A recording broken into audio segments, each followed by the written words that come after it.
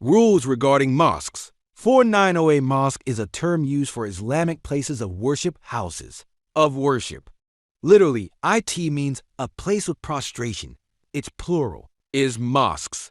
The largest of mosques is called a mosque. Plural is mosques. Mosques are built for the worship of the Almighty Allah. For this reason, every mosque possesses great honor and virtue. To demonstrate this honor, every mosque is called BEYTULLAH, the house of Allah. For this reason, mosques are treated with respect. No one can act as they please within a mosque. A mosque remains a mosque until the day of judgment. Showing disrespect toward mosques, engaging in unruly behavior, is an attack on the rights of the mighty Allah. The responsibility for this is enormous. 491 JUST. As the interior and grounds of a mosque are considered a mosque, so too is the entire upper part extending up to the sky. Therefore, things that are disliked or prohibited inside mosques are also disliked above them. 492. The area surrounding the mosque, known as the fina-i mescid, and places adjacent to the mosque, with no path between them, are also considered part of the mosque for the purpose of prayer. In this regard, following the imam from those places is valid. The ruling remains the same even if the roads do not reach these areas. However, in other matters, they do not have the status of a mosque. It is permissible to pass through these areas and to enter them without abstinence. Eid and funeral prayer grounds also follow the rules of a mosque only in regard to prayer. A place designated as a mosque by an individual in their own home never acquires the status of a mosque. 493. The most virtuous of mosques is the Masjid al-Haram, the Kaaba, and the area surrounding it. Next is the Masjid al-Nabawi in Medina. Then comes the Bayt al-Maqdis. Then comes the Masjid al-Quba. After these come the oldest mosques, followed by the largest ones. According to the Maliki school, the most virtuous mosques are, first, the Masjid al-Nabawi, then the Masjid al-Haram, and then the Masjid al-Aqsa. After these, all mosques are equal. However, praying in a mosque close to one's home is more meritorious in terms of upholding neighborly rights. 494. It is more virtuous for a person to pray in the mosque of their own neighborhood or tribe than in other mosques, regardless of whether the congregation in those other mosques is larger or smaller. However, if the imam of a mosque is more righteous and learned, praying there is more meritorious. In this regard, the Masjid al-Haram and the Masjid al-Nabawi possess a unique quality and superiority. The rewards for prayers performed there are multiplied manifold. 495. If a mosque becomes too small for the people, the land adjacent to it is purchased from the owner at its market value and annexed to the mosque. This procedure is carried out even if the landowner is unwilling, for this is a necessity for all people. Such a mosque or mosque, if it has expanded significantly, according to the opinions of authorities who understand the condition of buildings, permission must be requested, again from the highest authority for activities such as performing Friday and holiday prayers within it. 496. A person who has had a mosque built for the pleasure of Allah has a greater right than others to its management, repair, flooring, and lighting, and if qualified to the positions of muaddin and imam. After him, his children and clan take precedence over others if they are not qualified for the positions of muaddin or imam. They may appoint suitable individuals of their choice as muaddin and imam.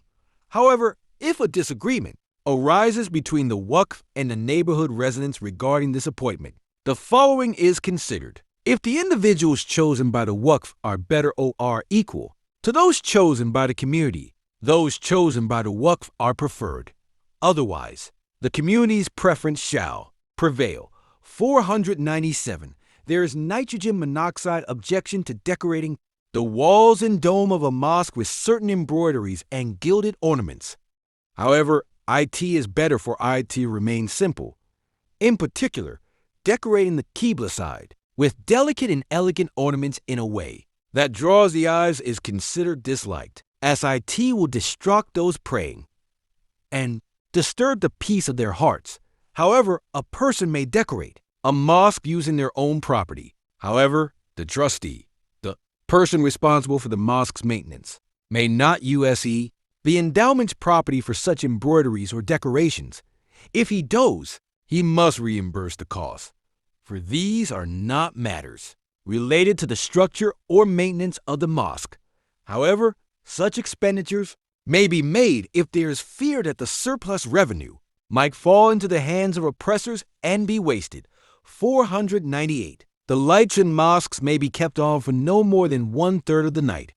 They must not be kept on any longer than that, for this would constitute a violation of the endowment's property. However, if the endowment has such a condition, or if it the custom, it is not considered an infringement. 499. A well may not be dug inside a mosque. If it has existed since ancient times, it is left as is. If there is no designated place for ablution, ablution is not performed inside the mosque. 500. In a mosque where there is a permanent imam and muezzin, it is disliked makruh to perform prayer again in congregation with the call to prayer adhan and the iqama after the prayer has already been performed.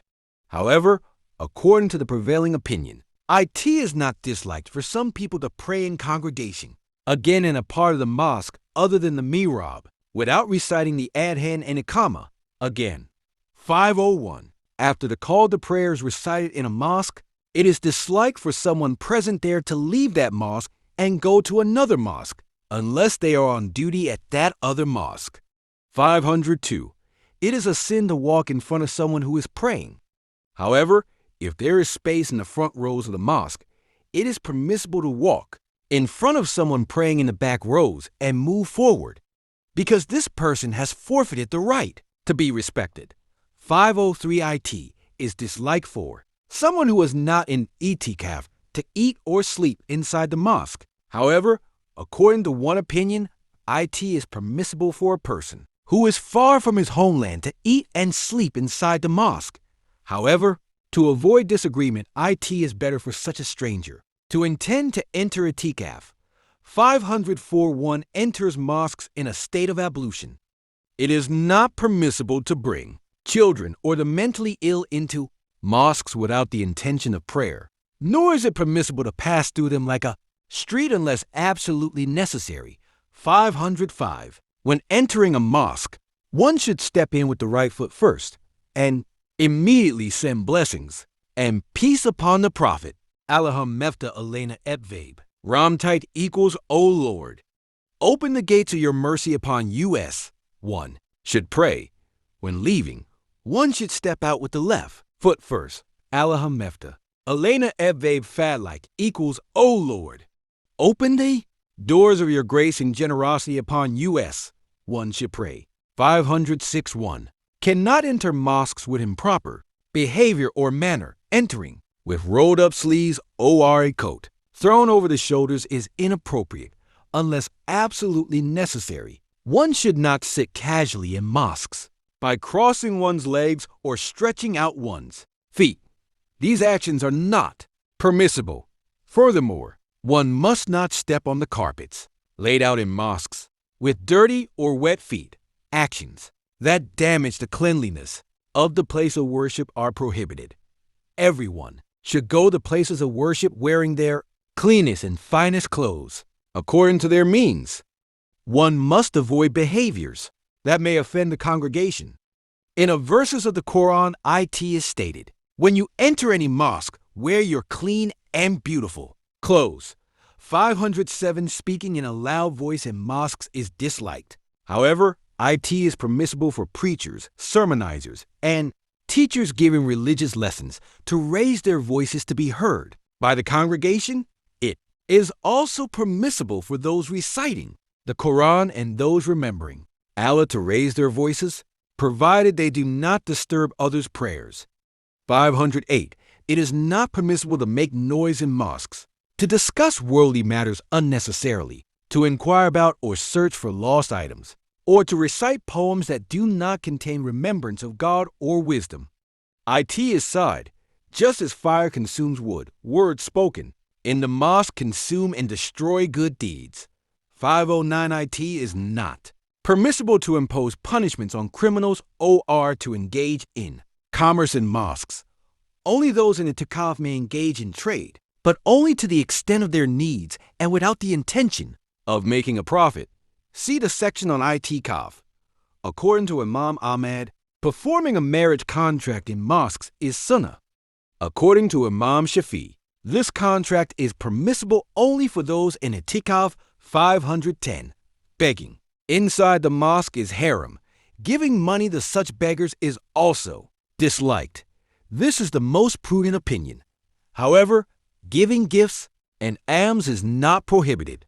511. Protecting mosques from filthy and malodorous substances is a mandatory duty. For this reason, IT is not permissible to use unclean oils in mosque lamps. IT is also inappropriate for those who have eaten items with unpleasant odors, such as onions and garlic, to join the congregation, because their odors cause discomfort to the congregation. 5120NE must listen to the Quran recited in mosques, the sermons, and the lectures. With UTMOST respect, is a duty to adhere to the proper etiquette regarding sitting, standing, and moving about in mosques. All of these are part of the etiquette of these sacred places.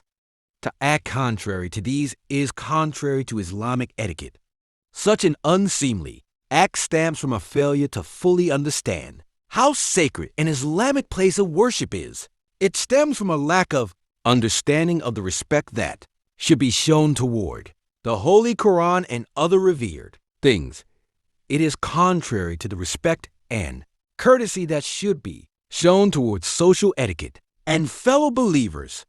One must now avoid such unseemly behavior and act in a manner befitting Islamic etiquette. 513 IT is disliked, makruh, to close mosque doors after prayer times. However, if there is fear of the items inside being stolen, they may be locked. Addition 514, the virtue and reward of building mosques and mosques are many. Doing so and assisting in their construction is a sign of being an imam and a philanthropist. For IT is stated in the Holy Quran, Inama yamuru mescid menamim billahi vel yevmilahiri. Only those who believe in Allah and the last day build and maintain Allah's mosques. 515. There are great blessings for believers who build and maintain mosques. A sacred hadith states, whoever builds a mosque for the sake of Allah, seeking His pleasure, Allah will build for him a house in paradise. Whoever builds a mosque seeking the pleasure of Allah, Allah will build for him a house in paradise.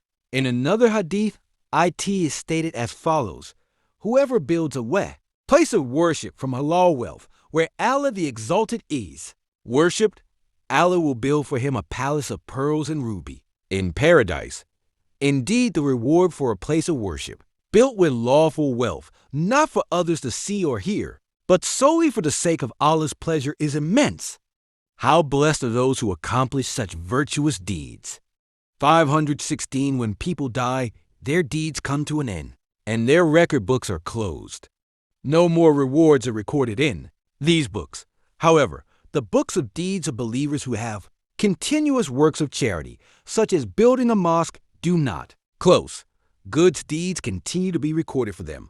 For ITEs, stated in a holy hadith, indeed, among the deeds and good works that follow a believer after his death are knowledge he taught and disseminated, a righteous child he left behind, a copy of the Quran he bequeathed, a mosque he built, a shelter for the wayfarer he constructed, an animal he sacrificed, or charity he gave from his wealth during his lifetime. These will reach him after his death. One of the things that will reach a believer after his death from his deeds and good deeds is the knowledge he acquired and spread, or the righteous children he left behind, or the Quran he bequeathed, or the mosque he built, or the house he built for travelers, or the river he drained, or the charity he gave from his wealth while he was alive and in good health. These will reach him as reward after his death. According to this sacred hadith, what a great blessing it holds for those who build mosques establish madrasas, construct fountains, and establish similar charitable endowments. 517 endowments made for the sake of Allah's pleasure are ongoing acts of charity, deeds of perpetual good. That is to say, if a Muslim who is legally obligated to do so restricts the ownership and benefits of a piece of property from being used by others and dedicates it to a charitable cause in the path of Allah, he has established an endowment. Thus, that property becomes the property of Allah Almighty. Nitrogen monoxide one else has any ownership right over IT. For any endowment to become valid, IT must be registered in court in accordance with procedure. However, mosques, cemeteries, and endowments established by will are exempt from this requirement. For example, if a Muslim builds a mosque and, by transferring ownership of the property along with the building, grants permission for people to pray there, and people do pray in congregation there, the endowment of that mosque is considered complete without the need for registration. Furthermore, if a person bequests a property to be used for a charitable purpose and then passes away in accordance with that will, IT is determined. If 1/3 of the property covers this, or if there are nitrogen monoxide heirs, or if there are heirs but they accept the entire will as valid, then that property is fully dedicated to that charitable cause. If 1/3 of the property he or she has left behind is insufficient and the heirs do not consent, an amount equal to 1/3 of the estate shall be endowed only under the conditions specified for that charitable purpose.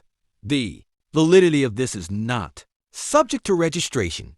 Information regarding endowments can be found in the 4th volume of our work titled Islamic Law and Juridical Terminology. 518. Frequenting mosques for the purpose of worship and praying in congregation is considered an act of restoring and maintaining mosques, and thus its virtue is very great. It is stated in a hadith, whoever leaves his home with the intention of performing congregational prayer at the mosque, his steps are counted as acts of worship, and his good deeds are recorded for him.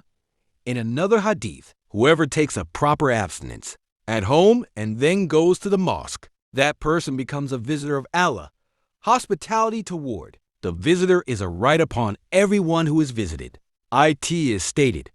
In another hadith, it is also stated, whoever walks to the mosque in the darkness of night will meet the exalted Allah amidst lights on the day of judgment. What great blessings! We must now regard regular attendance at the mosques as a great blessing and strive not to miss out on the reward of praying in congregation. We pray to the Almighty Allah for success in Kaaba. This matter